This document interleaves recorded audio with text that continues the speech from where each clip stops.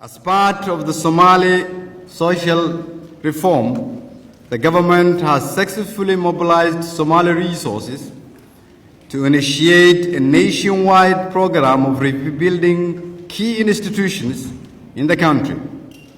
This campaign, called Halqan, aims to challenge the mindset of dependency, promote social collectiveness, self-reliance, and the confidence of the different sections of the society coming together on common purposes.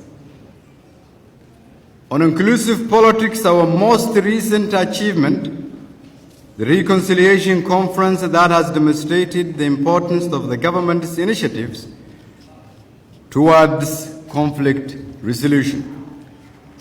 That was preceded by the political settlements that led to the integration of AWSJ into the government that the international partners were part. On politics, we must recognize that major accomplishments have been attained all across, but yet much remains to be done and agreed upon.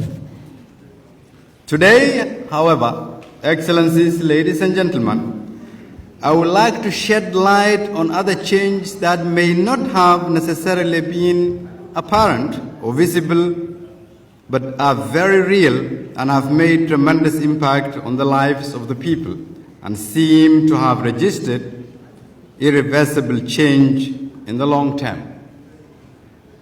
The change of mindset, a changing narrative for this nation. The magnitude of the reform agenda was not lost to our people, and the resultant change of mindset as a consequence of the reform agenda has been far-reaching, affecting entire communities both locally and in the diaspora. Let me highlight just a few. Starting off with the undeniable collaborative relationship between the President and myself. This has indeed been a huge in political culture that has allowed for continuity and a real progressive change and stability in our country. I thank my President for his leadership and wisdom. Second, our governance and reforms have been translated to hopes and aspirations coming to life wherever the people are, in remote villages.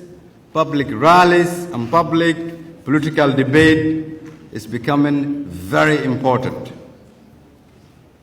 70% of our population made out of the youth is today more engaged in government discourse than ever before.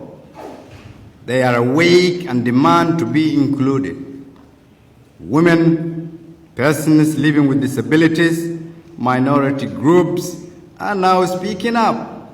And this is the testament to the opening up of the political discourse of this nation.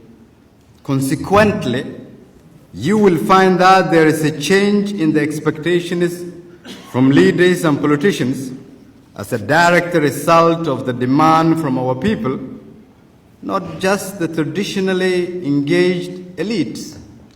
Every day you will find regular citizens demanding better service delivery across all sectors, and this discourse is very public. In government, the expectations of every public servant has changed. They expect simple things, that they are paid regularly every month and on time. This is most critical for our men and women in uniform who are now accustomed to monthly pay since we took office. Also, as a direct result of the ongoing reform, debate on corruption is no longer a taboo, with arrests and actions taken against high-ranking government officials. Those with ill intents have found that public resources can no longer be managed without regard for accountability. And the previous culture of impunity is not tolerated anymore because the Somali people demand. The most significant indicator of our citizens' confidence is that our business community are now a key stakeholder in policy change. The business community is paying the highest taxes ever, but in return, they are demanding higher accountability. They are taking a keen interest in how government businesses run and are equally watching closely on how their investments are being utilized. Some of the unquantifiable change, in my opinion, is also this year's mutual accountability framework, where we set the bar on FGS's priorities and have had healthy debates, sometimes tough, with our international partners. This genuine and transparent dialogue is a showcase of our great working relationship between us and our partners. Our collaborative relationship has also shown that real change materializes when we work together on changing mindset, negating the old narrative, and make actual and tangible progress. This doesn't mean that all our efforts are not without challenges, ladies and gentlemen. Indeed, our fragility means that our changes can be reversible, and there are those who would prefer that we remain fragile. Nonetheless, we have to continue firmly on our reform path while at the same time finding ways to bring in all stakeholders to the table. We have to find a way of bridging the divide while ensuring that we do not refer to the old ways of doing business and politics, but migrate to the culture of enhanced public participation. We are therefore required as Somali leaders, both from the federal government and those of the federal member states, to take advantage of this newfound voice of our people and engage them publicly and directly. As we chart new paths, our commitment to our federal structures remain resolute as we shift the real debate to how can we all work together to build the Somalia of the future. Therefore, in the coming times, we'll work on narrowed priorities, including holding open and fair elections and ensuring a peaceful transition, completion of the constitutional review process, and deepening of an institutionalizing of federalism. All this while not losing sight of the gains made so far and the investment of our international partners. Political inclusivity, dialogue, and enhanced